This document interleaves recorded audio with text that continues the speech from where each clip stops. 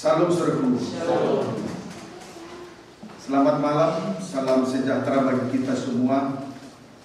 Salam di dalam kasih-Nya Tuhan kita Yesus Kristus. Oleh karena rahmat-Nya, oleh karena kemurahan hati-Nya, kita dimungkinkan kembali untuk melangsungkan ibadah pendalaman Alkitab disertai dengan perjamuan suci. Saya juga tidak lupa menyapa umat Tuhan, anak-anak Tuhan ataupun hamba-hamba Tuhan yang sedang mengikuti pemberitaan firman lewat live streaming video internet di dalam maupun di luar negeri. Kiranya Tuhan memberkati kita. Salam bahagia kami ucapkan. Kita kembali memperhatikan firman penggembalaan untuk ibadah pendalaman Alkitab dari Rut 1. Dari kitab Rut pasal 1. Kita awali dulu sebelum kita melihat ayat yang ke-15. Kita awali dulu dalam pembacaan ayat yang ke-14. Silakan. Rut dan Naomi. Ya.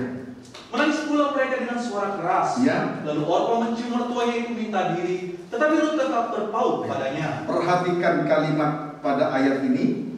Lalu Orpa mencium mertuanya itu. Lalu Orpa mencium mertuanya itu minta diri, tetapi Rut tetap berpaut padanya. Ya, tetapi Rut tetap berpaut padanya. Pendeknya, Orpa dan Rut adalah gambaran dari dua gereja yang berbeda. Pendeknya, Orpa dan Rut adalah gambaran dari dua gereja yang berbeda. Istri pertama, Orpa adalah gambaran dari gereja yang tidak setia. Orpa adalah gambaran dari gereja yang tidak setia, sebab Orpa mencium mertuanya itu minta diri. Orpa mencium mertuanya itu minta diri. Atau Orpa berhenti mengikuti Naomi mertuanya di tengah jalan. Inilah kehidupan yang membuang-buang waktu, sebab dia berhenti di tengah jalan. Inilah kehidupan yang membuang-buang waktu dan menyia-nyiakan segala pengorbanan, sebab dia berhenti mengikuti Naomi di tengah jalan. Amin, saudaraku. Kemudian strip yang kedua, Rut adalah gambaran dari gereja yang setia, sebab Rut tetap berpaut kepada Naomi. Rut adalah gambaran dari gereja yang setia, sebab Rut tetap berpaut kepada Naomi. Puji Tuhan. Berpaut artinya terikat erat-erat sehingga menyatu, tidak terpisahkan. Berpaut artinya terikat erat-erat sehingga menyatu, tidak terpisahkan. Kolose 3 ayat 14. Kolose 3 ayat 14. Terus demikian firman Tuhan. Ya. Dan di atas semuanya itu, kenakanlah kasih. Terus sebagai pengikat yang mempersatukan dan menyempurnakan. Kasih fungsinya ialah sebagai pengikat yang mempersatukan dan menyempurnakan. Kasih fungsinya ialah sebagai pengikat yang mempersatukan dan menyempurnakan. Puji Tuhan. Jadi kasih itu bukan saja fungsinya bukan saja sebagai pengikat yang mempersatukan, tetapi berfungsi sampai pada akhirnya menyempurnakan gereja Tuhan. Roma 8 ayat 35. Roma 8 ayat 35. Ya, silakan. Demikian firman Tuhan. Ya. Siapa yang akan memisahkan kita dari kasih Kristus? Ya. Penindasan atau kesesakan atau penganiayaan atau kelaparan atau ketelanjangan atau bahaya atau pedang? Terima kasih. Tidak terpisah dari kasih Kristus, sekalipun mengalami atau menghadapi 7 perkara, antara lain 1. Penindasan, 2. Kesesakan, 3. Penganiayaan, 4. Kelaparan, 5. Ketelanjangan, dalam kurung tidak berpakaian, 6. Bahaya, 7. Pedang. Lebih jauh kita melihat ayat 36. Ya. Seperti ada tertulis, terus oleh karena engkau kami ada dalam bahaya maut sepanjang hari. Ya. Kami telah dianggap sebagai domba-domba sembelihan. Iya. Sekalipun dalam bahaya maut sepanjang hari, bahkan telah dianggap sebagai domba-domba sembelihan, tetap tidak terpisahkan dari kasih Kristus. Itu yang disebut berpaut seperti Rut. Ya, bahkan dianggap sebagai domba sembelihan, tetap tidak terpisahkan dari kasih Kristus. Itulah yang disebut berpaut seperti Rut. Amin, saudaraku. Amin. Puji Tuhan. Sekarang kita kembali memperhatikan Kolose pasal 3. Jangan terpisah dari kasih Kristus. Amin, saudaraku. Belajarlah seperti Rut, berpaut kepada Naomi. Jadi tidak ada yang memisahkan. Tidak ada yang memisahkan. Amin, saudaraku. Tidak ada yang memisahkan dari kasih Kristus. Berpautlah kepada seperti Rut berpaut kepada Naomi. Kita kembali membaca Kolose pasal yang ketiga, ayat 12 sampai dengan Kolose pasal 3 ayat 12 sampai dengan ayat 15. Manusia baru. Ya. Karena itu, sebagai orang-orang pilihan Allah, Kolose pasal 3 ayat 13 sampai dengan ayat 15 maksud saya. Sabarlah kamu seorang terhadap yang lain, Ya. dan ampunilah seorang akan yang lain. Ya. Apabila yang seorang menaruh dendam terhadap yang lain, Apabila yang seorang menaruh dendam terhadap yang lain, terus sama seperti Tuhan telah mengampuni kamu, Ya. kamu perbuat jugalah demikian. ya, Dan di atas semuanya itu, Ya. kenakanlah kasih Terus? sebagai pengikat yang mempersatukan dan menyempurnakan. terus Hendaklah damai sejahtera Kristus memerintah dalam hatimu. Ya. Karena untuk itulah kamu telah dipanggil menjadi satu tubuh. Ya. Dan bersyukurlah. bersyukurlah. Perhatikan, di dalam kesatuan, dalam kurung kasih, damai sejahtera Kristus memerintah di dalam hati. Kalau ada kesatuan yang diikat oleh kasih Kristus, maka damai sejahtera Kristus memerintah di dalam hati. Amin, saudaraku. Tanda adanya damai sejahtera. Tanda adanya damai sejahtera. Titik 2, strik pertama, sabar terhadap orang lain. Termasuk terhadap si Eben ini saya sabar. Tadi duduknya di tengah, pas saya berdiri di mimbar, dia duduk ke pinggir ini. Kemudian strip yang kedua, mengampuni kesalahan orang lain. Mengampuni kesalahan orang lain. Ini tanda adanya damai sejahtera. Amin, saudaraku. Tanda adanya damai sejahtera, strip pertama, sabar terhadap orang lain. Strip yang kedua, mengampuni kesalahan orang lain. Puji Tuhan. Haleluya. Sekarang pertanyaannya, apakah sudah teruji ketika Rut berpaut kepada Naomi? Pertanyaannya, apakah Rut sudah teruji? Apakah sudah teruji ketika Rut berpaut kepada Naomi? Kita kembali membaca Rut 1. Kita akan membaca Rut 1 ayat 15.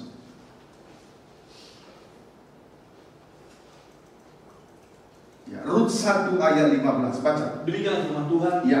Berkatalah Naomi. Berkatalah Naomi terus. Telah pulang iparmu kepada bangsanya. Kepada bangsanya terus. Dan kepada para allahnya. Dan kepada para allahnya terus. Pulanglah mengikuti iparmu itu. Iya. Perhatikan. Berkatalah Naomi kepada Rut. Berkatalah Naomi kepada Rut. Sudah pulang iparmu kepada bangsanya dan kepada para allahnya. Berkatalah Naomi kepada Rut, telah pulang iparmu kepada bangsanya dan kepada para allahnya. Iya. Kita perhatikan kalimat ini. Yang pertama, pulang kepada bangsanya. Pulang kepada bangsanya berarti kembali ke Moab. Kita perhatikan kalimat ini, kalimat apa yang diucapkan oleh Naomi kepada Rut. Kalimat tersebut dibagi menjadi dua bagian. Yang pertama, pulang kepada bangsanya berarti kembali ke Moab. Amin, saudaraku. Amin. Pulang kepada bangsanya berarti kembali ke Moab. Moab adalah bangsa kafir yang lahir oleh karena perjinahan Lot dengan putrinya. Moab adalah bangsa kafir yang lahir oleh karena kenajisan Lot dan putrinya. Ya, setelah Tuhan melepaskan Lot dari Sodom. Amin, saudaraku. Amin. Iya, puji Tuhan. Haleluya. Saya ulangi, Moab adalah bangsa kafir yang lahir oleh karena kenajisan Lot dan putrinya setelah Allah melepaskan mereka dari kota Sodom. Sekarang kita akan melihat kenajisan bangsa kafir. 2 Petrus 2 ayat 22.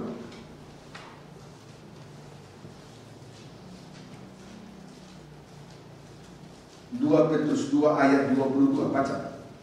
Demikian firman Tuhan. Ya. Bagi mereka cocok apa yang dikatakan peribahasa yang benar ini. Ya.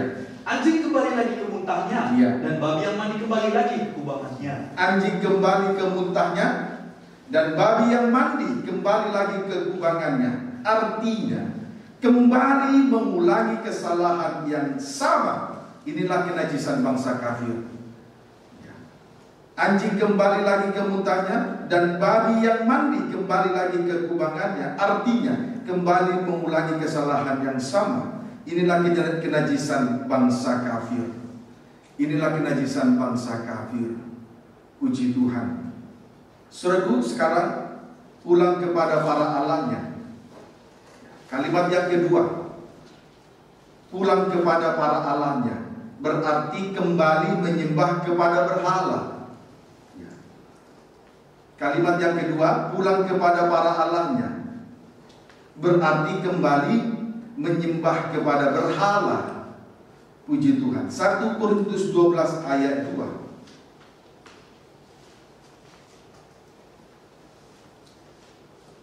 1 Korintus 12 ayat yang kedua, baca. Demikian firman Tuhan. Ya. Boleh baca ayat 1 mulai. Rupa-rupa karunia tetapi satu roh. Iya. Sekarang tentang karunia-karunia roh. Iya. Aku mau saudara-saudara supaya kamu mengetahui kebenarannya. Supaya kita mengetahui kebenarannya, apa yang dimaksud di situ ayat 2 sampai 3. Kamu Ayat tahu, 2 terlebih dahulu. Terus kamu tahu ya, bahwa pada waktu kamu masih belum mengenal Allah, itulah bangsa kafir. Terus kamu tanpa berpikir ya, ditarik kepada berhala-berhala yang iya, bisu. bangsa kafir adalah bangsa yang tidak mengenal Allah, sehingga tanpa sadar bangsa kafir akan ditarik kepada berhala-berhala. Puji Tuhan. Itu sebabnya jangan heran melihat negara-negara atau bangsa-bangsa yang tidak mengenal Allah. Tanpa sadar mereka telah ditarik untuk menyembah kepada berhala, mengutamakan segala perkara yang di muka bumi ini melebihi dari Tuhan, melebihi dari ibadah dan pelayanan. Itu berhala. Puji Tuhan. Ayat 3. Karena itu aku mau meyakinkan kamu, Iya, bahwa tidak ada seorang pun yang dapat berkata-kata oleh Roh Allah. iya, tidak ada seorang pun yang berkata-kata oleh Roh Allah terus Dapat berkata, oleh karena Roh Allah itu dapat berkata terus terkutuklah Yesus. terkutuklah Yesus, tidak mungkin. Terus Dan tidak ada seorang pun yang Ya. dapat mengaku. kemudian tidak ada seorang pun yang dapat mengaku Yesus adalah Tuhan. Yesus adalah Tuhan. Selain oleh Roh Kudus. Iya. Perhatikan, kalau seseorang hidup dan dikuasai oleh Roh Allah, tidak dapat berkata terkutuk. Dia tidak mungkin, dia tidak akan mengatakan terkutuklah Yesus. Kemudian tidak seorang pun mengakui bahwa Yesus adalah Tuhan selain oleh Roh Kudus itu sendiri. Pendeknya, bangsa kafir tidak mengenal dan tidak hidup di dalam Roh Allah. Amin, saudaraku. Amin. Puji Tuhan. Haleluya. Bangsa yang tidak mengenal Allah, tanpa sadar dia akan ditarik untuk menyembah kepada berhala. Sebab itu bangsa yang tidak mengenal Allah itu tidak mengenal Roh Allah. Kalau seseorang hidup di dalam Roh Allah, dia tidak mungkin mengatakan terkutuklah Yesus. Kemudian, kalau seseorang hidup di dalam Roh Allah, Kemudian hanya orang yang hidup di hanya apabila seseorang dikuasai oleh Roh Kudus mengakui bahwa Yesus adalah Tuhan.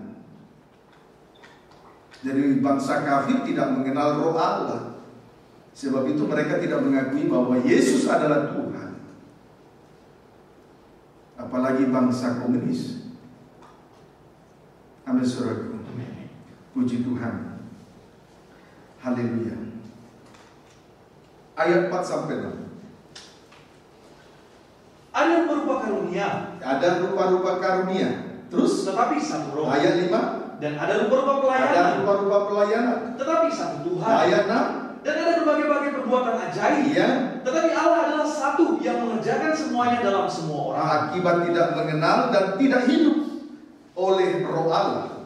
Akibat tidak mengenal Roh Allah dan tidak hidup di dalamnya. Titik 2, strip pertama, tidak mengenal rupa-rupa karunia. Ada 9 karunia Roh Kudus. Sumbernya dari Roh yang satu dan yang sama. Amin, saudaraku. Kemudian strip yang kedua, tidak mengenal rupa-rupa pelayanan. Tidak mengenal rupa-rupa pelayanan. Pelayanan dari setiap hamba-hamba Tuhan itu berbeda-beda.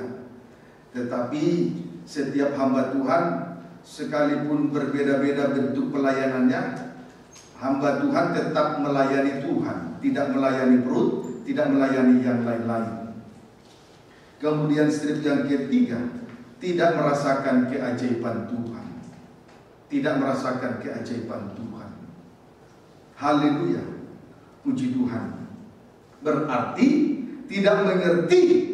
Berarti kesimpulannya, kalau tidak mengenal Roh Allah, tidak mengerti dan tidak berada di dalam kegiatan roh. Tidak berada di dalam kegiatan roh. Dari 3 perkara ini kita mengambil kesimpulan, tidak berarti tidak mengerti dan tidak berada di dalam kegiatan roh. Jauh dari ibadah, jauh dari pelayanan. Itulah bangsa kafir. Amin, saudaraku. Puji Tuhan. Imamat 26 ayat 1 sampai 2. Imamat 26 ayat 1 sampai 2. Baca. Demikianlah firman Tuhan. Iya. Berkat. Iya. Janganlah kamu membuat berhala bagimu. Iya. Dan patung Patung. atau tugu berhala. Berhala. Janganlah kamu dirikan bagimu. Iya. Juga batu berukir. Iya. Janganlah kamu tempatkan di negerimu. Iya. Untuk sujud menyembah kepadanya. Iya. Sebab akulah Tuhan Allahmu. Ayat 2. Kamu harus memelihara hari-hari sabatku. Memelihara hari-hari sabat Tuhan terus. Dan menghormati tempat kudusku. Iya. Akulah Tuhan. Puji Tuhan. Mengerti untuk memelihara hari-hari sabat dalam 10 hari perhentian, dan mengerti untuk menghormati tempat kudus Allah adalah orang-orang yang terlepas dari penyembahan berhala. Dari pembacaan ayat ini kita bisa menyimpulkan, yaitu mengerti, orang yang mengerti untuk memelihara hari-hari sabat, yaitu hari perhentian, serta mengerti untuk menghormati tempat kudus Allah dalam kurung bait Allah atau kurung bait Allah adalah orang-orang yang terlepas dari penyembahan berhala. Kalau masih terikat dengan berhala, ia tidak akan pernah mengerti untuk memelihara hari-hari sabat, yaitu hari perhentian, dan tidak mengerti untuk menghormati tempat kudus Allah, yaitu bait Allah. Dia jauh dari bait Allah. Puji Tuhan. Kiranya dapat dipahami dengan baik. Dapatlah kita mengambil kesimpulan tentang bangsa kafir ini. Kita mengambil suatu kesimpulan dari pemaparan di atas tadi. Kita mengambil suatu kesimpulan tentang bangsa kafir, yaitu step pertama, bangsa kafir hidup di dalam penyembahan berhala. Strip yang kedua, bangsa kafir hidup di dalam kenajisan. Itulah kondisi atau keadaan daripada bangsa kafir. bangsa Moab. Amin, saudaraku. Amin. Iya, Bilangan 25 ayat 1 sampai 2.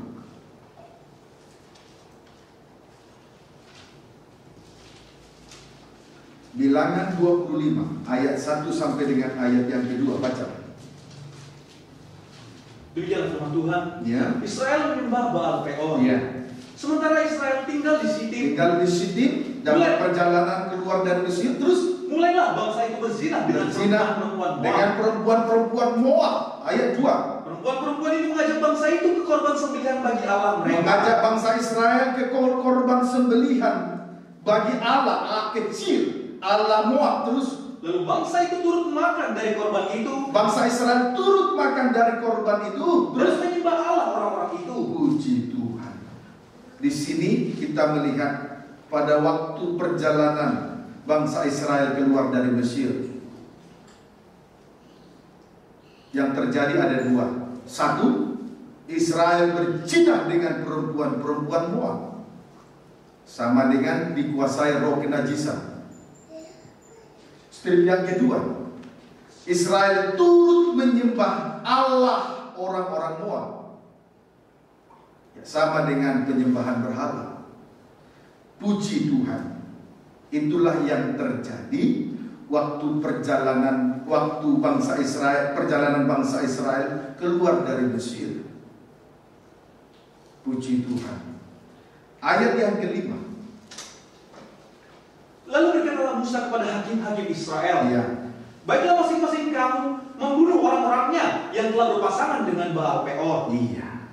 Pendeknya, Israel berpasangan dengan Baal Peor, terikat dengan penyembahan berhala orang-orang Moab. Puji Tuhan. 2 Korintus 6 ayat 14 sampai 16.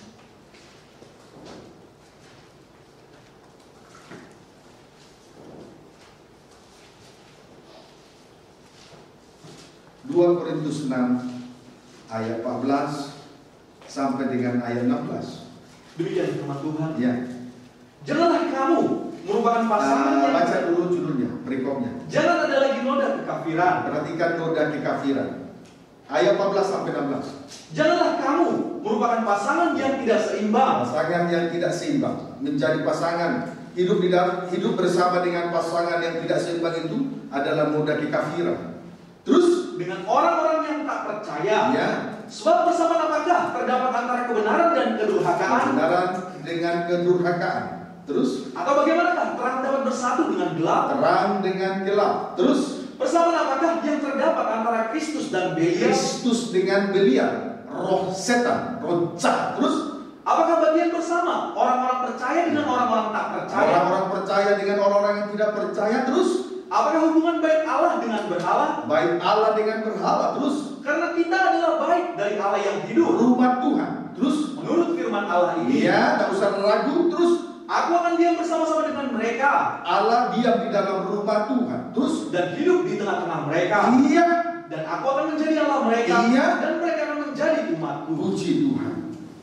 Pasangan yang tidak seimbang, yaitu antara lain satu, kebenaran dengan kedurhakaan. Inilah pasangan yang tidak seimbang, yang disebut juga noda kekafiran. Pasangan yang tidak seimbang atau yang disebut juga dengan noda kekafiran antara lain kebenaran, satu, kebenaran dan kedurhakaan. Dua, terang dengan gelap. Tiga, Kristus dengan Belial. Kebenaran tadi, pasangan yang tidak seimbang atau yang disebut juga dengan noda kekafiran antara lain satu, kebenaran dengan kedurhakaan. Saudaraku, kebenaran yang sejati berasal dari salib Kristus. Di luar salib tidak ada lagi kebenaran. Kemudian sedangkan kedurhakaan itu menuju kepada orang-orang pemberontak. Orang-orang pemberontak seperti Bani Korah dan kronik-kroniknya memberontak kepada Allah dan Musa. Biasanya orang yang memberontak adalah orang yang merasa diri bisa, mampu, dan lebih baik dari orang lain. Merasa lebih layak, itu orang yang memberontak. Kalau seandainya dia tidak memiliki perasaan itu, perasaan layak, dia tidak mungkin memberontak. Dia tidak mungkin dikuasai oleh roh pendurhakaan.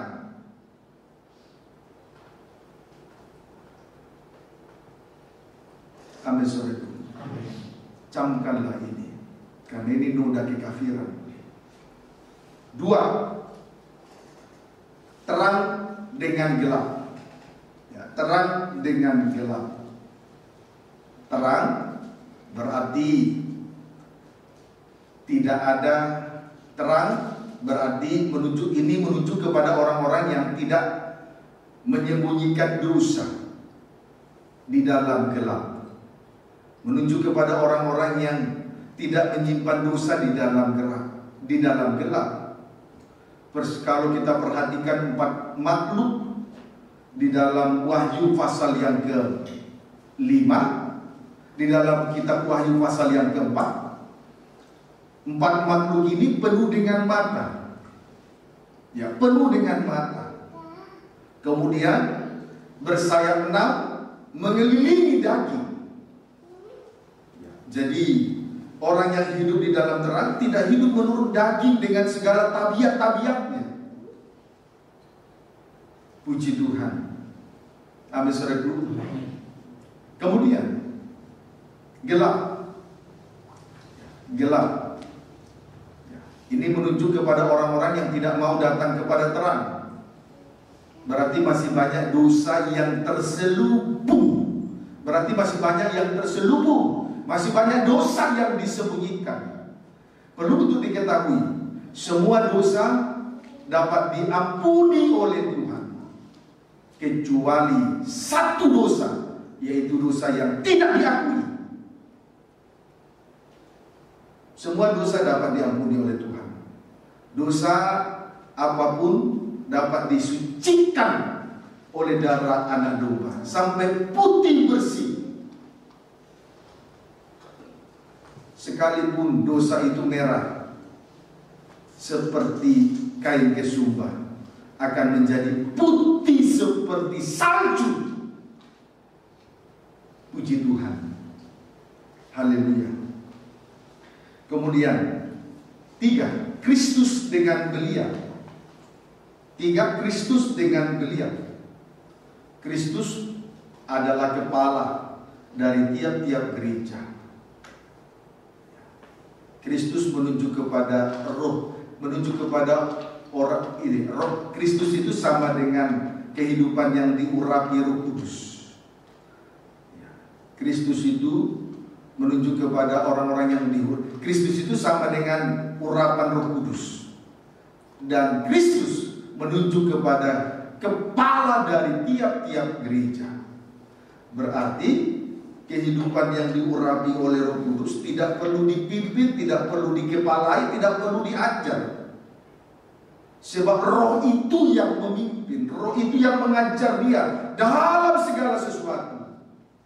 Dan ajarannya tidak salah, sesuai dengan suratan 1 Yohanes 2 ayat 27. Jadi Kristus itu sama dengan urapan Roh Kudus. Dan Kristus itu menuju kepada menuju kepala dari tiap-tiap gereja. Maka kehidupan yang diurapi Roh Kudus itu tidak perlu diajar oleh manusia, sebab roh itu yang mengajar, roh itu yang memimpin dalam seluruh kebenaran. Dan ajarannya tidak ada yang salah. Sama seperti salah satu, ada 4 binatang yang terkecil dan cekatan. Salah satunya belalang. Sekalipun tidak ada pemimpinnya, belalang tetap berbaris dengan teratur. Ini kehidupan yang diurapi. Sekarang kita bandingkan dengan beliau. Beliau itu roh jahat, roh si dajjal, roh antikris yang suka memberontak. Haleluya. Yang keempat, orang-orang percaya dengan orang-orang yang tidak percaya. Orang-orang percaya dengan orang-orang yang tidak percaya. Puji Tuhan. Kalau kita kaitkan dengan pelajaran tabernakel, pintu gerbang itu menunjuk pintu gerbang artinya percaya. Pintu gerbang itu artinya percaya. Setelah melewati pintu gerbang, maka akan berada di halaman. Tentu akan melihat dua alat di dalamnya. Yang pertama, mezbah korban bakar. Itu menuju kepada pertobatan oleh darah salib. Kemudian kolam pembasuhan itu menuju kepada baptisan air. Puji Tuhan. Sedangkan halaman itu menuju kepada iman, percaya. Jadi orang-orang yang, kesimpulannya, orang-orang yang percaya adalah orang-orang yang bertobat dan mau menghargai korban Kristus, meninggikan korban Kristus dalam segala perkara. Kemudian orang yang satu di dalam pengalaman kematian, ada dalam tanda pengalaman kematian dan tanda di dalam pengalaman kebangkitan. Itu orang-orang percaya. Amin, saudara. Puji Tuhan. Haleluya. Sedangkan orang-orang yang tidak percaya, tidak mempercayakan hidupnya kepada Tuhan. Kalau tidak mempercayakan hidupnya kepada Tuhan, biasanya mempercayakan hidupnya selain kepada harta dan kekayaan dan segala perkara-perkara yang ada di atas muka bumi ini. Persis seperti jemaat di Laodikia, bergantung kepada harta dan kekayaan. Puji Tuhan. Sehingga mereka merasa bahwa mereka kaya, tidak kekurangan apa-apa. Tidak kekurangan apa-apa, tapi sebaliknya di mata Tuhan mereka itu melarat, malang dan miskin. Kemudian buta dan telanjang. Puji Tuhan. Kemudian yang kelima, baik Allah dengan berhala. Baik Allah dengan berhala. Puji Tuhan. Saudaraku, baik Allah berarti tempat roh Allah berdiam, tempat kediaman Allah di dalam roh. Itu baik Allah, tempat kediaman Allah di dalam roh, atau sama dengan tahta Allah. Itu baik Allah. Puji Tuhan. Allah bertahta dan memerintah di dalam tabernakel. Di luar tabernakel Allah tidak berhadirat, Allah tidak memerintah sebagai raja. Itu bait Allah. Itu tabernakel. Tabernakel bait Allah berarti atau sama dengan tabernakel, tempat kediaman Allah di dalam roh, sama dengan tahta Allah. Di luar tabernakel Allah tidak memerintah, Allah tidak bertahta. Puji Tuhan. Maka perlu untuk diketahui, kalau kita perhatikan Wahyu pasal yang keempat,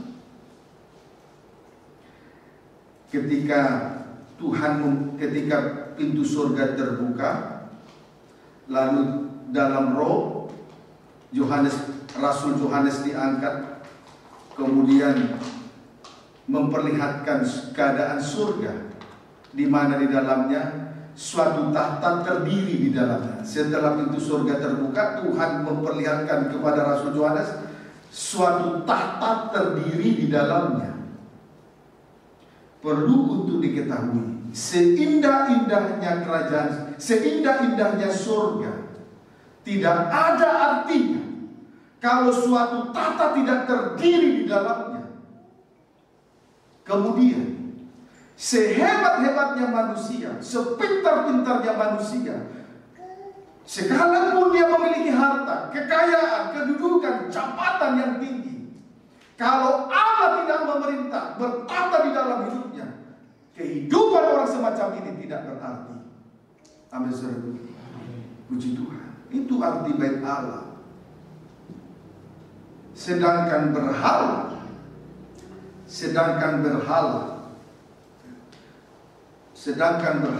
adalah benda mati.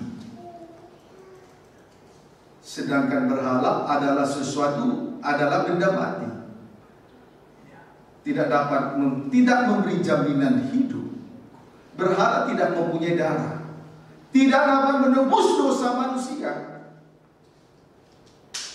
Sekalipun seseorang memiliki harta kekayaan atau apapun dan lain sebagainya di atas muka bumi ini, sesuatu yang berharga dalam bentuk lahiriah, dia tidak bisa menjamin keselamatan manusia karena berhala tidak memiliki darah.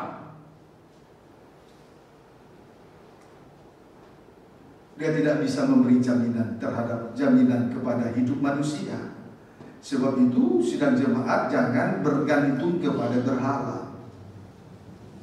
Tidak dapat menjamin manusia dan tidak menjamin masa depan. Saya sudah melihat orang kaya, sebentar kaya besok habis, setelah habis melarat, tidak bisa berbuat apa-apa. Darah Yesus berkuasa untuk menebus, mengampuni, dan menyucikan dosa manusia. Dosa apapun asal diakui. Amin. Puji Tuhan. Kemudian kesimpulannya, pendeknya, pasangan yang tidak seimbang ini menjadi pasangan yang tidak seimbang, disebutlah dengan noda kekafiran. Inilah noda kekafiran. Menjadi hidup dengan pasangan yang tidak seimbang. Itulah keadaan bangsa Moab secara singkat saja. Ya, amin saudaraku. Itulah keadaan dari bangsa Moab secara singkat saja. Kita kembali melihat pernyataan Naomi yang kedua. Kita kembali melihat pernyataan Naomi kepada Rut di dalam Rut 1 ayat 15. Demikian firman Tuhan. Rut 1 ayat 15. Berkatalah Naomi, telah ulangi parahmu kepada bangsanya dan kepada para allahnya. Itu pernyataan Naomi yang pertama kepada Rut. Berikutnya, terus pulanglah mengikuti iparmu itu. Iya, pulanglah mengikuti iparmu itu. Perkataan Naomi berikutnya kepada Rut, yaitu titik 2. Pulanglah mengikuti iparmu itu. Perkataan Naomi berikutnya kepada Rut, titik 2. Pulanglah mengikuti iparmu itu. Berarti ada 4 kali Naomi berkata pulanglah kepada Rut. Berarti ada 4 kali Naomi berkata pulanglah kepada Rut. Dari Rut 1 sampai dengan dari Rut 1 ayat 1 sampai dengan ayat 15, ada 4 kali Naomi berkata pulanglah kepada Rut. Sedangkan Orpa akhirnya kembali ke Moab setelah Naomi berkata pulanglah yang ketiga kalinya. Setelah mengatakan pulanglah untuk yang ketiga kalinya, Orpa kembali ke Moab. Amin saudara. Berarti desakan Naomi kepada Rut itu lebih berat dan lebih besar dibanding Orpa. Amin saudara. Desakan Naomi kepada Rut lebih berat dan lebih besar dibanding Orpa. Rut berkata pulanglah sebanyak 3 kali, dan yang ketiga kalinya akhirnya Orpa pulang. Setelah didesak dengan berkata pulang, yang ketiga kalinya Orpa akhirnya kembali ke Moab. Puji Tuhan. Kemudian setelah Orpa kembali ke Moab, lalu perkataan Naomi yang kedua kali kepada Rut, pulanglah mengikuti iparmu itu. Puji Tuhan. Pulanglah mengikuti iparmu itu. Berarti 4 kali Naomi berkata pulang kepada Rut. Berarti pendeknya desakan Naomi kepada Rut lebih banyak dan lebih besar. Puji Tuhan. Saya tahu di tengah-tengah pengikutan kita, di tengah-tengah pengiringan kita, perjalanan hidup rohani kita bersama dengan Tuhan, banyak desakan-desakan. Dari sana, dari sini, dari situ. Sana sini banyak desakan. Saya tahu.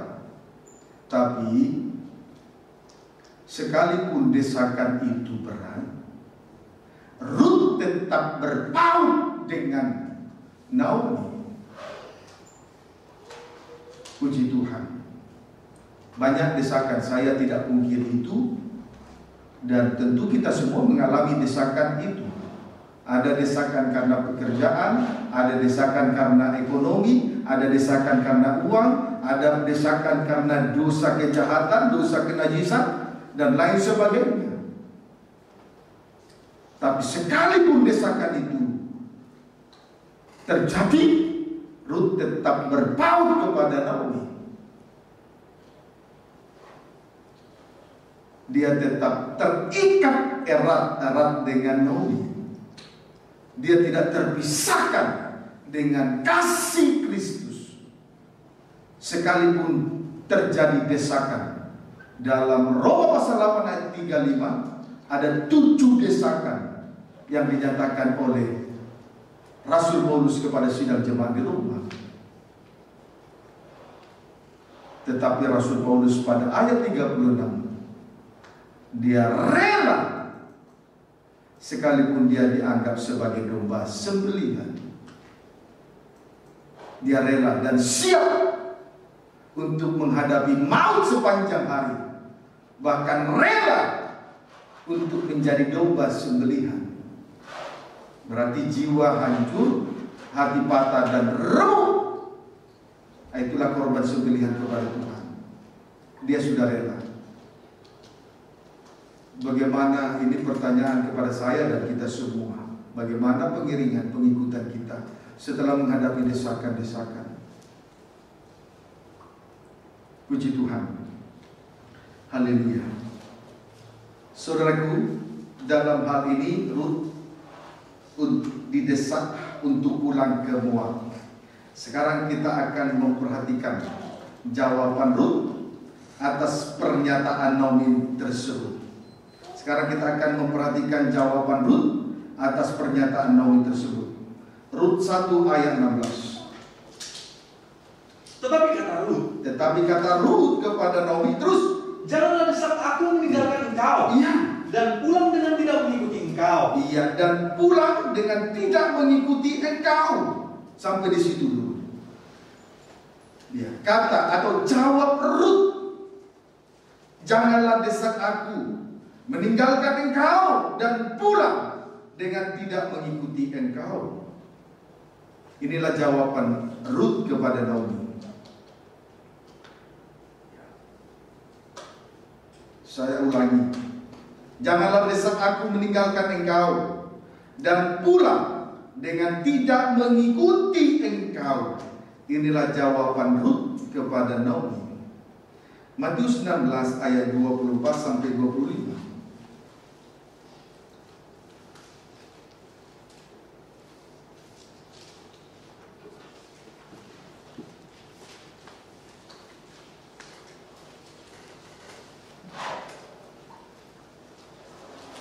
Matius 16 ayat 24 sampai 25. Baca.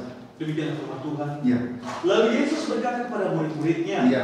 setiap orang yang mau mengikut aku, Setiap orang yang mau mengikut aku, terus ia harus menyangkal dirinya, memikul salibnya dan mengikut aku. Terus? Karena barang siapa mau menyelamatkan nyawanya, Ya. ia akan kehilangan nyawanya. Ya. Tetapi barang siapa kehilangan nyawanya karena aku, kehilangan nyawa, rela kehilangan nyawa. Terus ia akan memperolehnya. puji Tuhan. Ya. Mengikut Tuhan artinya, ada 3. Mengikut Tuhan ada 3 artinya mengikut Tuhan, ya. Ada 3 arti mengikut Tuhan, yaitu 1. Menyangkal dirinya. 2. Memikul salibnya. 3. Mengikut Tuhan. Ya, ada 3 arti mengikut Tuhan, yaitu 1. Menyangkal dirinya. 2. Memikul salibnya. 3. Mengikut Tuhan. Kesimpulan dari ketiga hal tersebut, Kesimpulan dari ketiga hal tersebut, rela kehilangan nyawanya sama dengan rela mati untuk Tuhan. Ya. Saya ulangi ya, kesimpulan dari ketiga hal tersebut, rela kehilangan nyawanya atau rela mati untuk Tuhan, ini menunjuk kepada orang-orang yang mati syahid atau mati martir.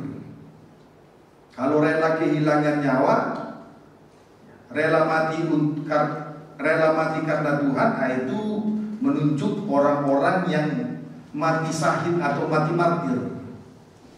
Puji Tuhan. Saudaraku, kita bersyukur kepada Tuhan.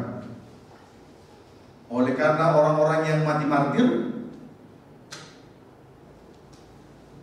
banyak juga orang tertolong. Seperti misionaris. Tidak sedikit misionaris yang masuk ke Indonesia mati martir.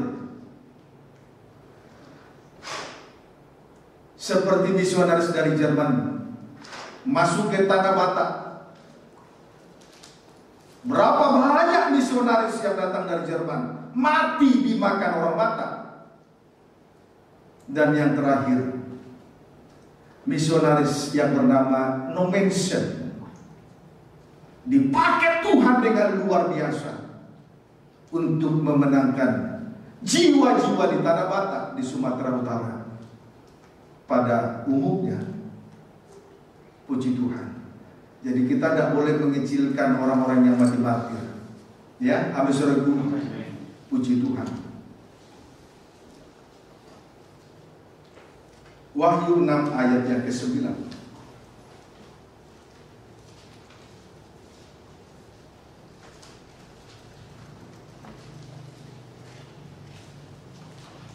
Wahyu 6 ayat yang ke-9. Baca. Demikianlah firman Tuhan. Oh, haleluya. Kita menikmati roh kasih karunia.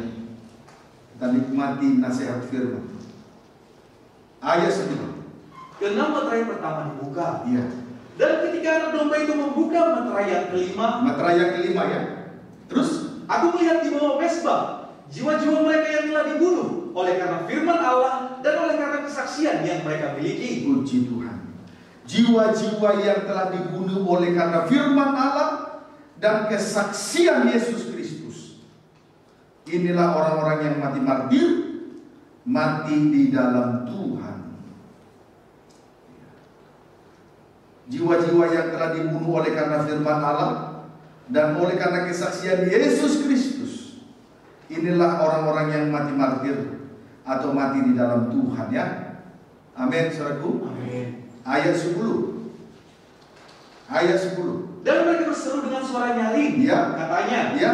berapa lama lagi Ia penguasa yang kudus dan benar, Engkau tidak menghakimi. Orang-orang yang mati martir itu berkata, berapa lama lagi ya penguasa yang kudus dan benar, terus Engkau tidak menghakimi dan tidak membalaskan darah kami kepada mereka yang diam di bumi. Jiwa-jiwa yang sudah mati itu berseru. Ya, di sini kita melihat jiwa-jiwa yang sudah mati itu berseru dengan suara nyaring. Ini adalah suatu tanda bahwa orang-orang yang mati karena firman Allah dan kesaksian Yesus itu, mereka tidak mati. Apa saudaraku? Ini tanda. Jadi kalau jiwa-jiwa yang sudah mati itu berseru dengan suara nyaring, itu adalah suatu tanda bahwa orang-orang yang mati martir, bahwa orang-orang yang mati karena martir, mati karena firman Allah, mati karena Yesus Kristus, itu tidak mati seperti darah Habel. Seperti darah Habel. Sekalipun telah mati dipukul oleh Kain, kemudian darahnya tercurah tertumpah ke tanah, namun darah itu tetap berbicara kepada Tuhan. Berarti di dalam darah terletaklah jiwa manusia.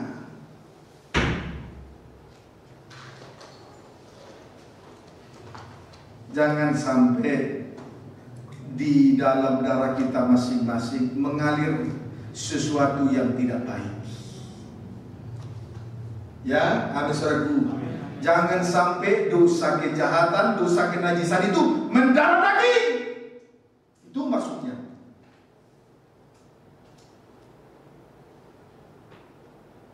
Kalau dosa kejahatan kenajisan mendarah daging itu berarti sukar sekali untuk dilepaskan. Kalau dalam hukum Taurat, ini contoh hukum Taurat, jangan berzina. Artinya tidak boleh bersetubuh daging dengan daging. Tapi setelah Yesus datang, hukum Taurat ini digenapi, disempurnakan. Setiap orang yang memandang lawan jenisnya, dia sedang berzina di dalam hati. Dan kalau itu dipertahankan, tidak mau berubah dari situ, itulah yang disebut dosa sudah mendarah daging.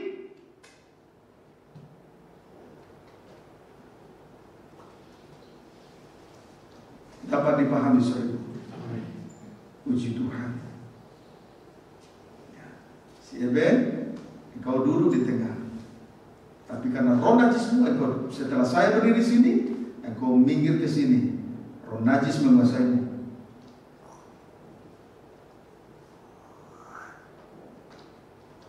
Amin, saudara.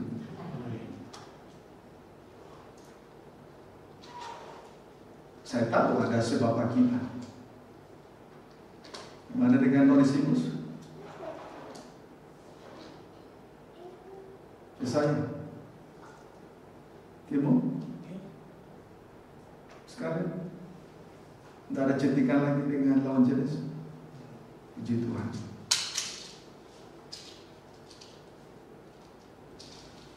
Yosua, jangan biarkan dosa itu mengalir di dalam darah. Ya, amin saudaraku. Lihat orang yang mati martir, jiwa-jiwa yang terbunuh, kepalanya dipenggal karena firman dan Roh Kudus, tapi mereka berteriak dengan suara nyaring, menunjukkan orang yang mati martir itu tidak mati. Dan kita dapat sama seperti darah Habel, sekalipun dia sudah mati karena dipukul oleh Kain, darahnya tercurah tertumpah ke tanah.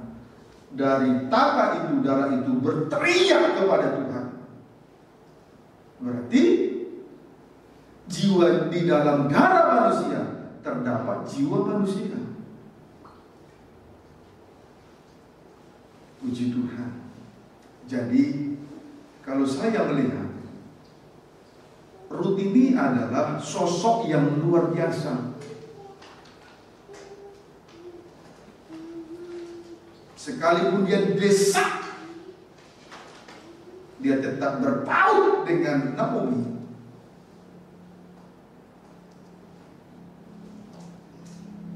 Coba kita baca dulu.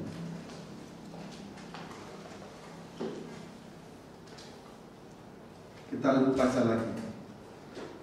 Rut 1 ayat 16 Demikianlah firman sampai 17. Tetapi kata Rut, Dia, janganlah desak aku meninggalkan engkau, ya, dan pulang dengan tidak mengikuti engkau. Nah, ini mengikuti, arti mengikuti Tuhan ada 3. Terus, sebab kemana engkau pergi, ya, di situ jugalah aku pergi. Terus, dan di mana engkau bermalam, ya, di situ jugalah aku bermalam. Kemana engkau pergi, ke situ juga aku pergi. 1. Di mana engkau bermalam, di situ juga aku bermalam. 2. Terus, bangsamu lah bangsaku, 3. dan Allahmu lah Allahku. 4. Dan di mana engkau mati, Di mana engkau mati, aku pun mati di sana. Dia. Terus, Dan di sanalah aku dikuburkan. Iya. Jadi pengikutannya dia itu bukan pengikutan yang biasa-biasa, rela sampai mati.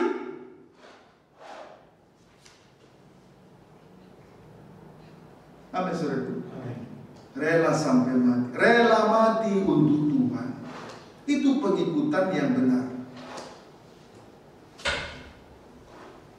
Puji Tuhan. Itu sebabnya saya katakan bahwa pribadi Rut ini pribadi yang luar biasa. Jangan sampai ada di antara kita yang bernama Rut tetapi tidak rela mati untuk Tuhan. Namanya Rut, tetapi di tengah jalan kembali lagi ke noda kekafiran. Kan buang-buang waktu, habisin tenaga, pikiran, habisin segala pengorbanan sia-sia.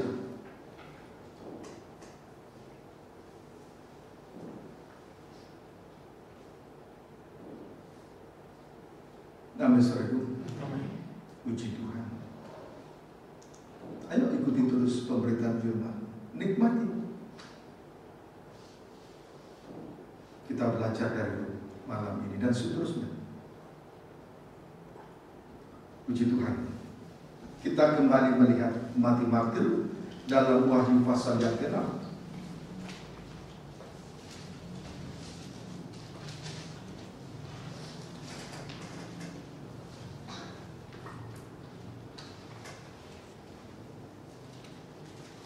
Wahyu 6 ayat 11. Demikianlah firman Tuhan. Dan kepada mereka masing-masing diberikan selai jubah putih, dan kepada mereka dikatakan bahwa mereka harus beristirahat sedikit waktu lagi hingga genap jumlah kawan-kawan pelayan dan saudara-saudara mereka yang akan dibunuh sama seperti mereka. Kepada mereka yang mati martir itu diberikan sehelai jubah putih. Kepada mereka yang mati karena firman Allah dan kesaksian Yesus Kristus, mati karena itulah yang disebut mati martir. Ya, kepada mereka diberikan sehelai jubah putih. Ya, kepada mereka yang mati martir diberikan sehelai jubah putih, menunjukkan bahwa mereka layak untuk duduk di atas 12 tahta. Ya, kepada mereka diberikan sehelai jubah putih, menunjukkan bahwa mereka layak untuk duduk di atas 12 tahta. Puji Tuhan. Injil Matius pasal 19.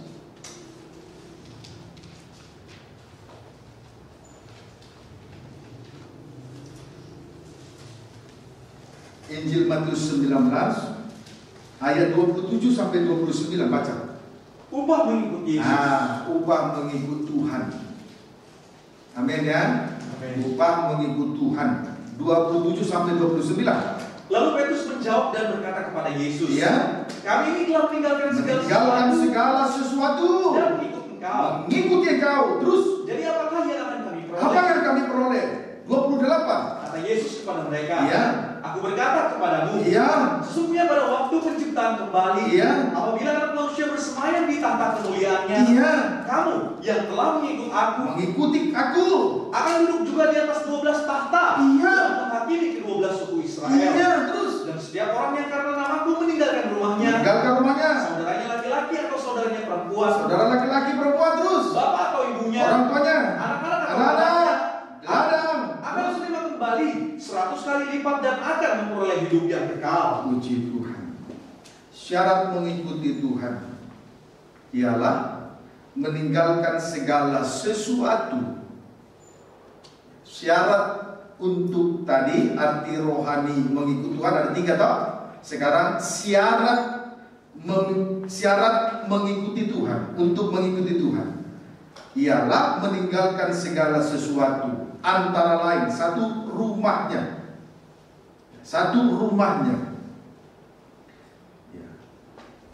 Rumahnya berarti itu menuju kepada seluruh kehidupannya sebagai rumah Tuhan.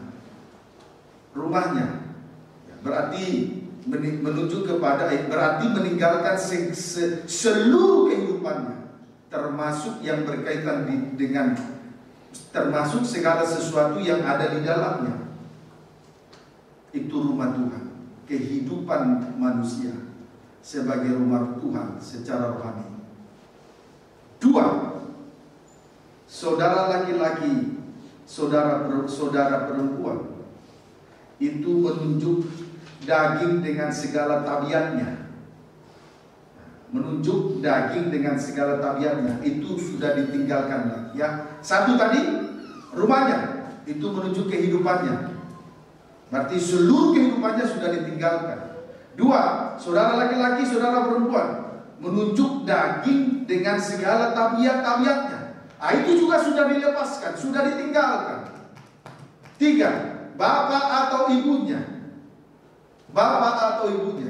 meninggalkan bapak dan ibunya, sama seperti seorang laki-laki dan seorang perempuan. Ketika mereka menjadi satu, mereka harus meninggalkan bapak dan ibunya. Puji Tuhan, berarti takut akan Tuhan. Takut akan Tuhan.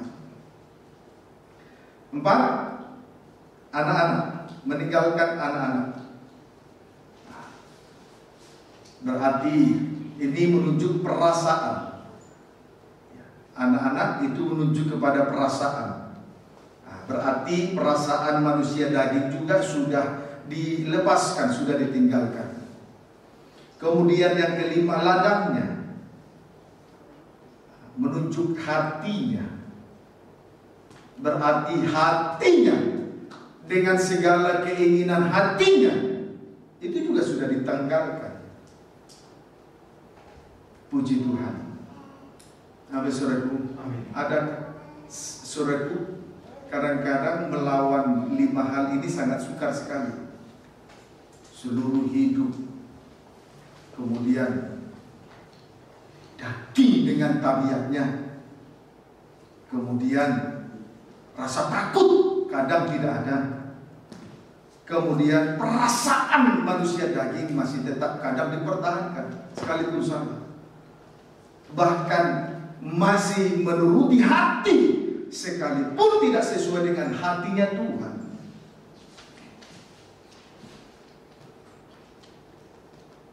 Tapi syarat untuk mengikut Tuhan, meninggalkan segala sesuatu, termasuk 5 perkara yang lebih utama, yang lebih mendasar dari segala-galanya. Puji Tuhan. Dengan meninggalkan atau melepaskan semuanya itu, layak duduk di atas 12 tahta. Upah mengikut Tuhan, duduk di atas 12 tahta. Ya. Tujuannya untuk menghakimi 12 suku Israel. Upah mengikut Tuhan. Ya, setelah melepas syaratnya, melepaskan segala sesuatu, termasuk 5 perkara yang mendasar tadi, adalah duduk di atas 12 tahta. Tujuannya untuk menghakimi 12 suku Israel. Sama dengan menghakimi dosa. Puji Tuhan. Saudaraku, mereka yang sudah berada di tempat yang tinggi, yaitu dijadikan suatu kerajaan, kemudian menjadi imam-imam bagi Allah, mereka itulah yang memerintah sebagai raja di bumi. Memerintah sebagai raja di bumi. Amin, saudaraku. Berarti dosa tidak berkuasa. Sama halnya, duduk di atas 12 tahta, tujuannya untuk menghakimi 12 suku Israel. Bagaikan 12 rasul hujan awal, 12 rasul dengan gerejanya, 12 rasul hujan awal dan 12 rasul gereja hujan akhir. Itulah 24 tua-tua, memakai jubah putih, duduk di atas 24 tahta. Di hadapan tahta ada domba. Puji Tuhan. Saudaraku, pedang roh yang disandang akan menghakimi dosa, termasuk dosa yang ditimbulkan oleh tabiat daging. Amin, saudaraku. Sebab 24 tua-tua, kalau kita melihat kerajaan surgawi, tabernakel surgawi, Wahyu 4 itu tabernakel surgawi. Kalau dikaitkan dengan tabernakel Musa, saudaraku, 24 tua-tua di sekeliling tahta itu kalau dikaitkan dengan tabernakel Musa, terkena dengan meja roti sajian. Amin, saudaraku, terkena dengan meja roti sajian. Ini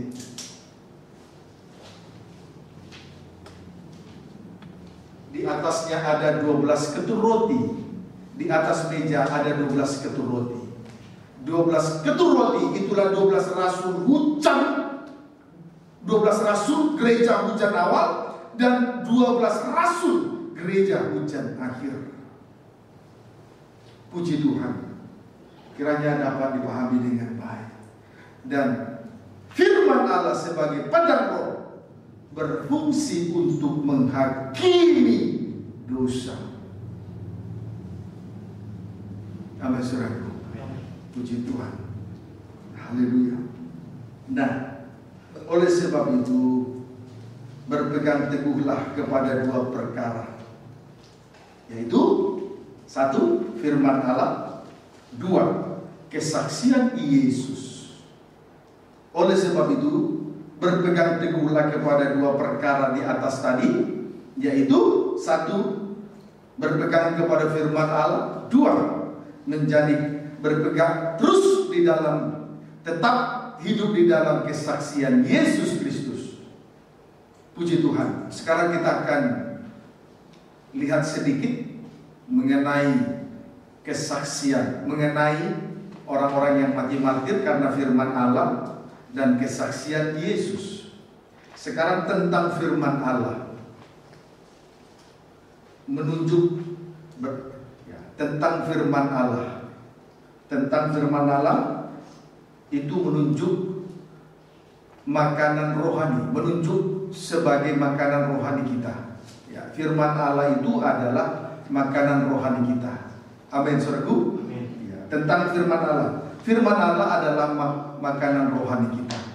Yohanes 4 ayat 34. Injil Yohanes 4 ayat 34.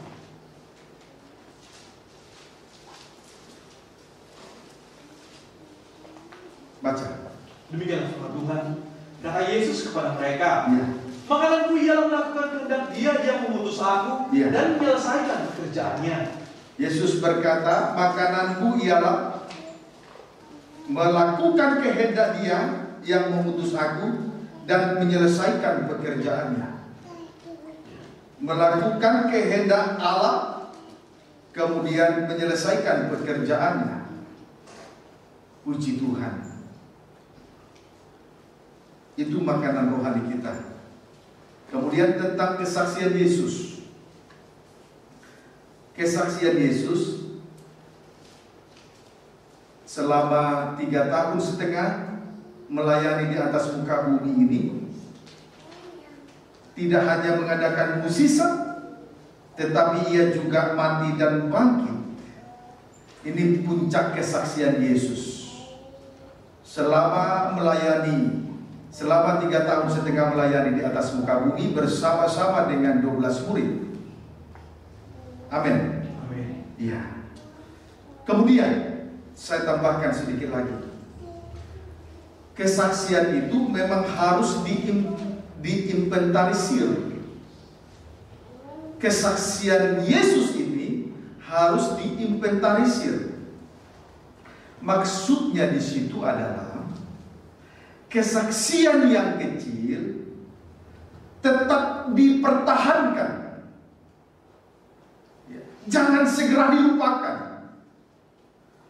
terus dikumpulkan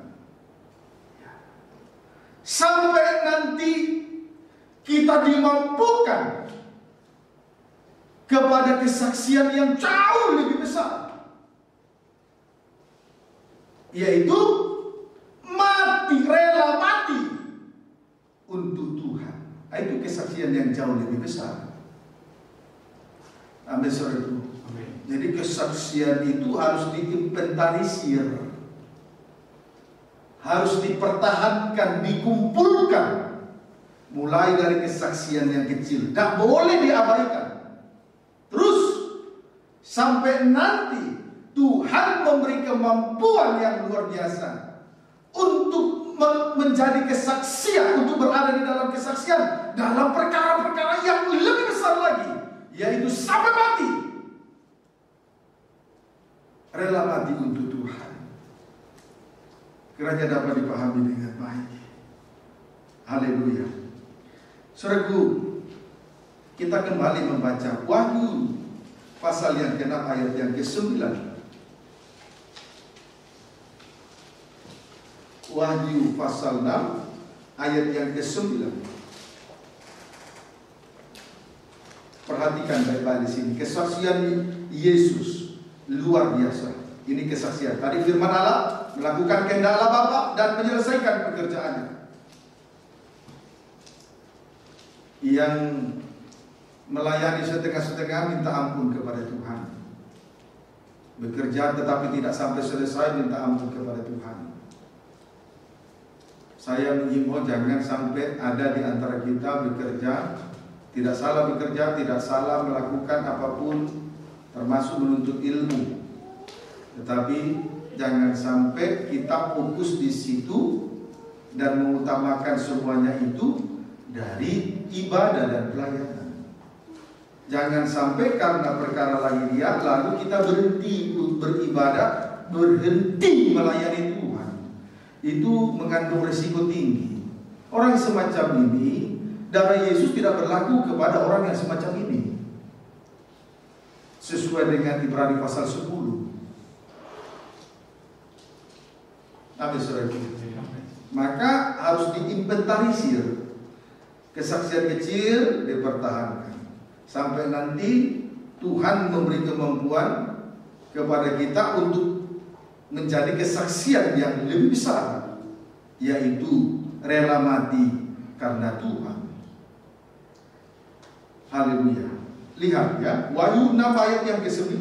Demikian firman Tuhan. Ya. Dan ketika anak domba itu membuka materai yang kelima, aku melihat di bawah mezbah jiwa-jiwa mereka yang telah dibunuh oleh karena firman Allah, oleh karena mati karena firman Allah, terus dan oleh karena kesaksian yang mereka miliki. Puji Tuhan. Perhatikan jiwa-jiwa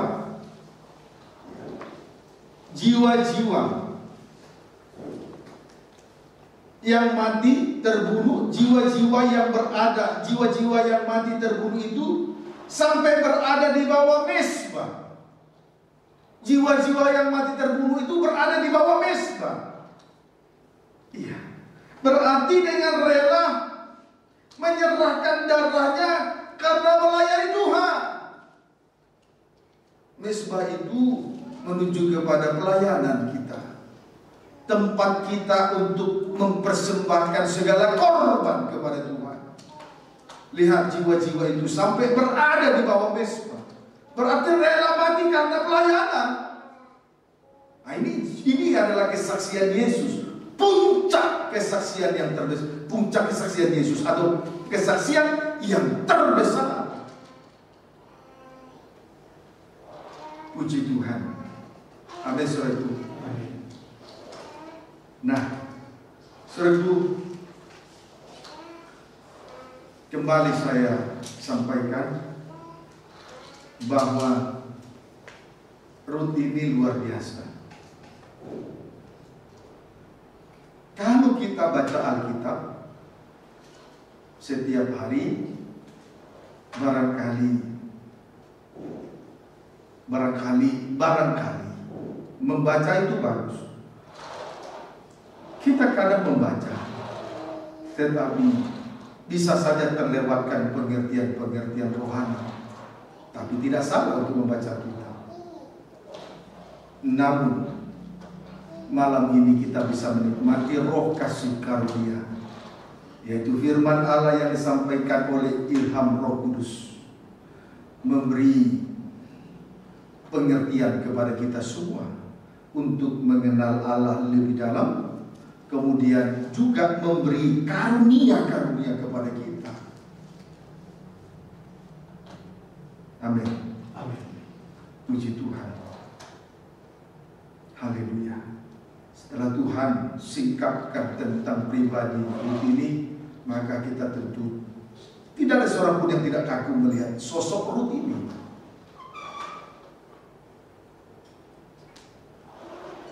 mengikuti Tuhan sampai mati. Mengikuti Tuhan sampai sangkal diri pikul salib. Di mana engkau mati, aku juga mati di sana.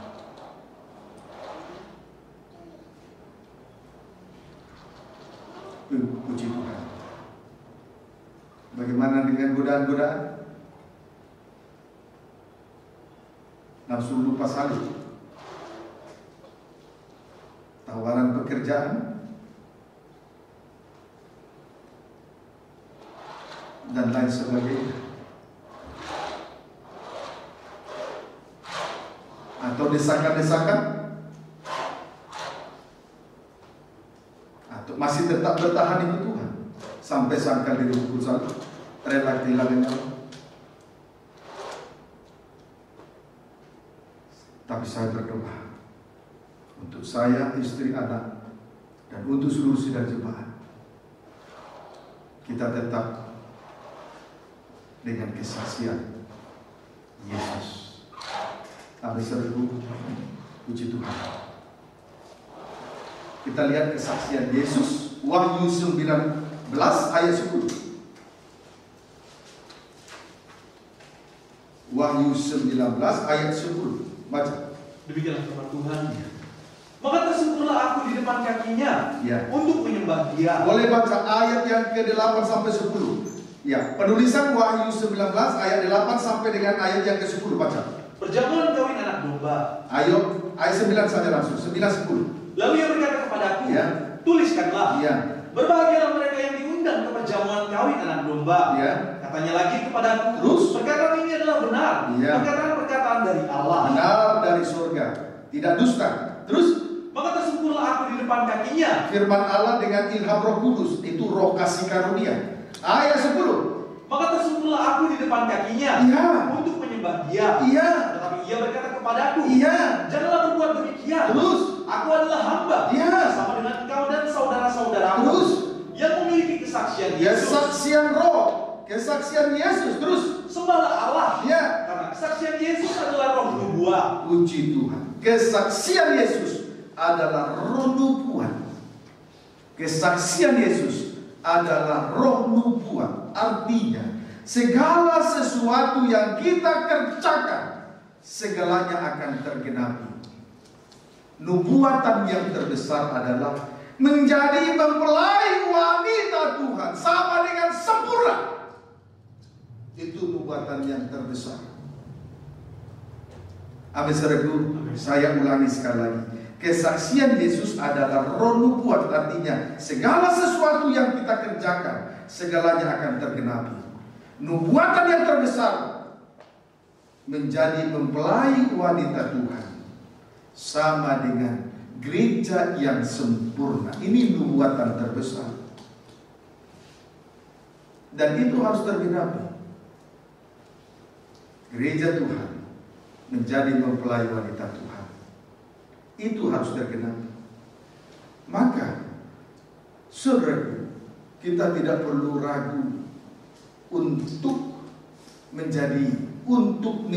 mengikuti dan mengiringi Tuhan dengan segala kesaksian, yaitu firman Allah dan kesaksian Yesus. Kesaksian Yesus adalah roh nubuat.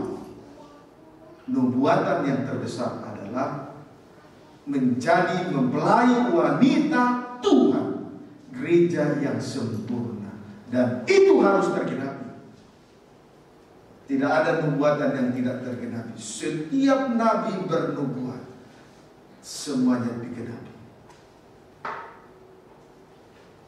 Kesaksian Yesus adalah nubuat. Nubuat terbesar adalah menjadikan gereja mempelai wanita Tuhan, gereja yang sempurna. Jadi jangan sampai ada di antara kita berpikir, Tuhan, aku apa bisa berubah Tuhan? Tuhan, apa aku bisa suci? Tuhan, apa aku bisa sempurna? Itu pekerjaan Tuhan. Yang penting ikuti saja. Tetap berpaut dengan Dia. Jangan terpisah dengan kasih Kristus. ikuti saja. Mungkin ada desakan. Sekali lagi saya sampaikan, mungkin saja ada desakan dari ekonomi, keuangan, pekerjaan, sakit penyakit, dosa kejahatan, dosa kenajisan, pergumulan karena orang tua, pergumulan karena anak, pergumulan karena ini dan itu silih berganti. Tapi Rut tetap berpaut kepada Naomi.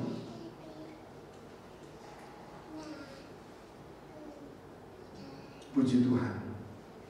Saudaraku, kita belajar untuk bercermin kepada firman. Kita bisa melihat keadaan kita seperti apa. Jangan bercermin kepada kebenaran diri sendiri. Kita tidak akan ketemukan wujud kita di situ. Puji Tuhan, kiranya dapat dipahami dengan baik. Kita bersyukur ya. Amin saudaraku. Matius 16 ayat 24.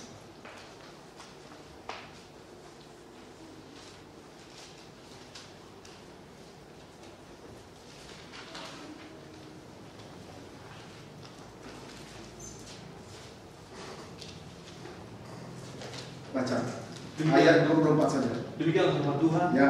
Lalu Yesus berkata kepada murid-muridnya, Ya.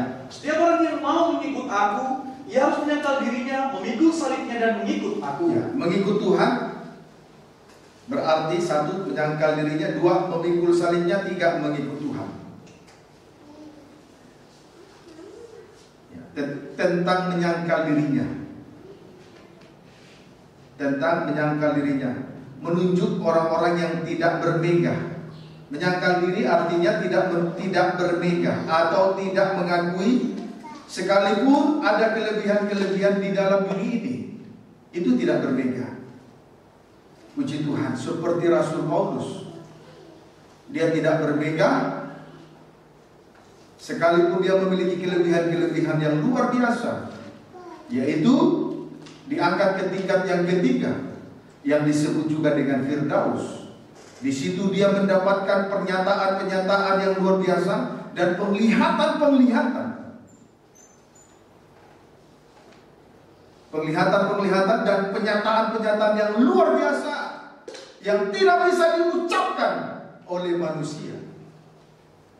Ini menunjuk suatu persekutuan yang indah dengan Tuhan. Dan kalau ada persekutuan yang indah dengan Tuhan, akan menghasilkan nyanyian baru. Itulah yang disebut bahasa lidah, bahasa roh, atau bahasa ganjil, logat ganjil.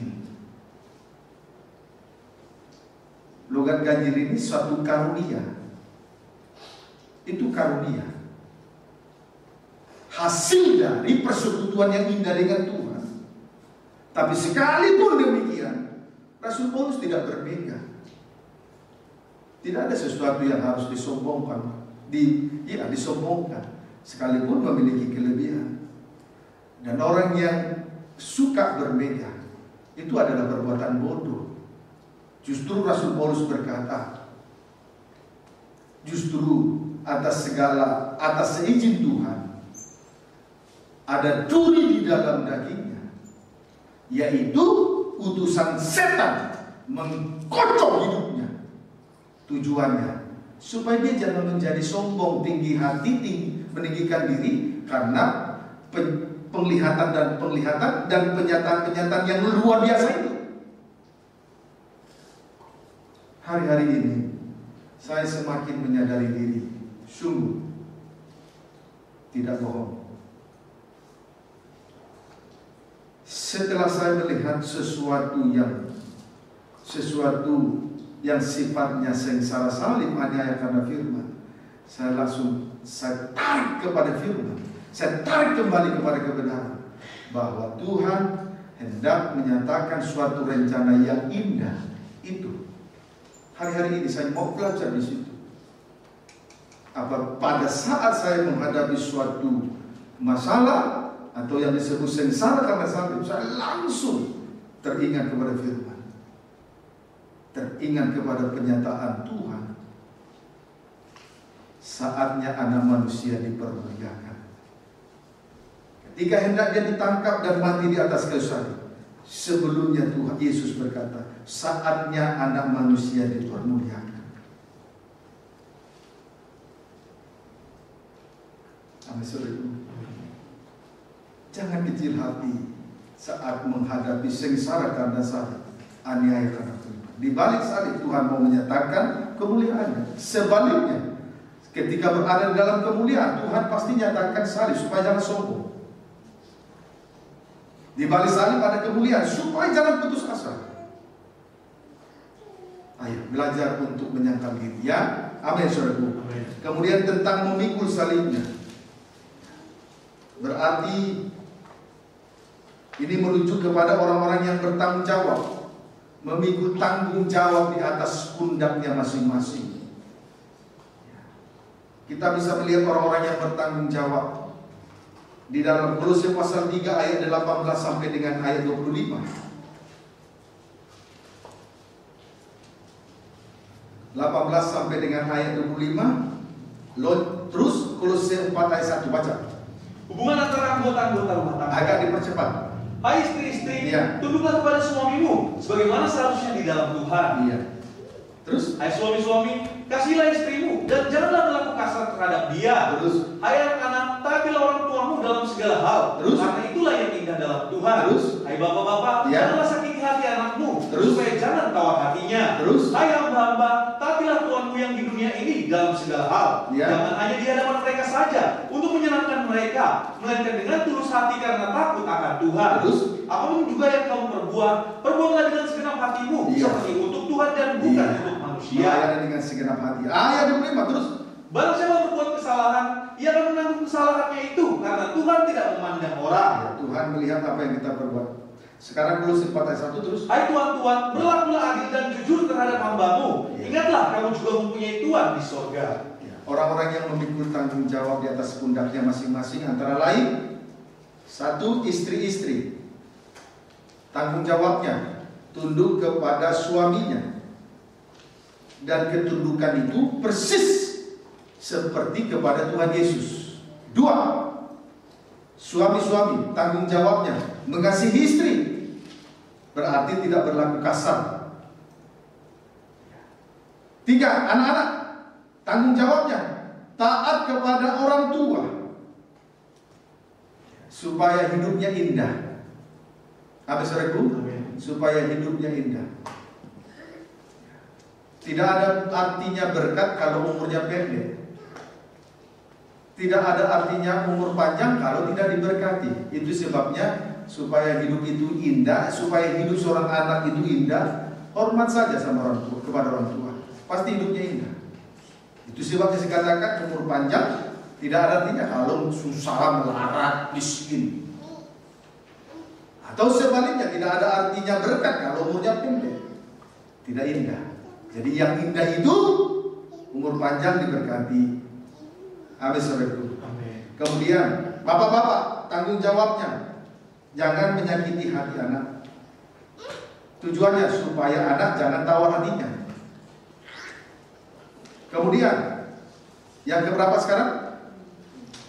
Keempat, kelima, hamba-hamba tanggung jawabnya taat kepada tuannya yang di dunia ini dalam segala hal. Titik. Caranya melayani dengan segenap hati, supaya jangan terlihat, jangan hanya kalau melayani tidak segenap hati terlihat baik di depan, di belakang tidak. Kenapa hamba-hamba melayani dengan segenap hati? Karena dari Tuhanlah upah dari semua hamba-hamba di bumi ini mendapat upah. Hamba-hamba mendapat upah dari Tuhan, bukan dari manusia di bumi ini. Sebab itu dalam segala perkara, kalau seorang imam, seorang hamba Tuhan harus jujur kepada Tuhan, jujur kepada hati nurani. Jangan terlihat baik di depan manusia, di belakang tidak.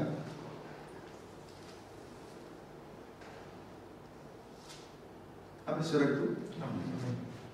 Di depan rapi semua, di belakang mengundang keonaran. Harus dengan segenap hati kita melayani Tuhan, jujur kepada Tuhan, jujur kepada hati nurani. Sebab dari Tuhan kita mendapat upah. Perhatikan imam-imam yang melayani Tuhan. Amin, saudaraku. Kemudian tuan-tuan, tanggung jawabnya berlaku adil dan jujur terhadap semua hamba-hambanya. Sebab seorang tuan juga mempunyai tuan di surga. Di atas tuan masih ada tuan yang lebih tinggi, itulah Yesus Kristus. Maka seorang tuan juga harus adil. Saya belajar untuk menjadi pribadi yang adil, belajar terus, tidak berhenti untuk belajar di situ. Tidak boleh memandang muka sebelah, memandang muka. Tidak boleh membeda-bedakan satu dengan yang lain. Puji Tuhan. Nah, itulah tentang arti mengikut Tuhan. Menyangkal dirinya, memikul salibnya, mengikut Tuhan. Mengikut Tuhan, tentang mengikut Tuhan.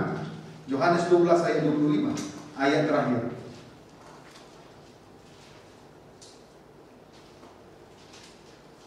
Injil Yohanes 12 ayat 25, baca. Demikianlah firman Tuhan. Ya. Barang siapa mencintai nyawanya, Ya. ia akan kehilangan nyawanya. Tetapi barang siapa tidak mencintai nyawanya di dunia ini, ia akan memeliharanya untuk hidup yang kekal. 25 sampai 26 terus. Barang siapa melayani aku, Ya. ia harus mengikut aku. Mengikut Tuhan terus. Dan di mana aku berada, di situ pun pelayanku akan berada. Ya, terus. Barang siapa melayani aku, ia akan dihormati Bapa. Mengikut Tuhan berarti di mana Tuhan berada, di situ pun pelayannya berada. Di situ pun orang-orang yang mengikut Tuhan berada. Ini pengikutan yang tepat dan benar. Kita lihat contoh ini, Sakaria 4 ayat 12 sampai 14. Sakaria 4 ayat 12 sampai 14. Baca. Sakaria 4 ayat 11 sampai ayat 12 sampai 14. Demikian firman Tuhan. Boleh baca ayat 11. Lalu berbicaralah aku kepadanya. Ya. Apa arti kedua pohon zaitun yang di sebelah kanan dan di sebelah kiri kandil ini? Ya, terus. Untuk kedua kalinya berbicaralah aku kepadanya. Ya. Apa arti kedua dahan pohon zaitun yang di samping kedua pipa emas yang menyalurkan cairan emas dari atasnya itu? Ya, terus. Ia menjawab aku, Ya. tidakkah kau tahu apa arti semuanya ini? Ya. Jawabku, tidak, Tuanku. Ya. Lalu ia berkata, inilah kedua orang yang diurapi, yang berdiri di dekat Tuhan seluruh bumi. Puji Tuhan. Perhatikan. Kedua pohon zaitun yang di sebelah kanan dan di sebelah kiri kandil. Kemudian dahan pohon zaitun yang di samping kedua pipa emas itu menunjuk kepada kedua orang yang diurapi, yang berdiri dekat Tuhan seluruh bumi. Jadi dua pohon zaitun dan dua dahan, dua pohon zaitun dan kedua dahan pohon zaitun itu menunjuk kepada kedua orang yang diurapi, dalam kurung Musa dan Elia, berdiri di dekat Tuhan seluruh bumi. Puji Tuhan. Inilah pengikutan yang benar. Di mana aku berada, di situ pun pelayanku berada. Ini pengikutan yang tepat dan benar. Musa dan Elia menjadi kesaksian, menjadi 7 roh Allah yang diutus ke seluruh bumi. Dia berdiri, mereka itu berdiri di dekat Tuhan seluruh bumi. Ini kesaksian yang benar. Jadilah kesaksian. Jadilah 7 mata Allah yang diutus. Kita ini diutus di bumi provinsi Banten untuk menjadi terang. Karena kita berdiri di dekat Tuhan seluruh bumi. Sekalipun kita berada di tengah-tengah dunia ini, tetapi kalau kita menjadi kesaksian bagaikan 2 pohon zaitun dan 2 dahan zaitun, itulah Musa dan Elia. Musa dan Elia berdiri dekat Tuhan seluruh bumi. Ini pengikutan yang benar. Apa saudaraku? Haleluya. Inilah pribadi Rut. Dia tetap mengikuti Naomi. Dia tetap berpaut kepada Naomi, sekalipun ada desakan-desakan. Tuhan Yesus berkata.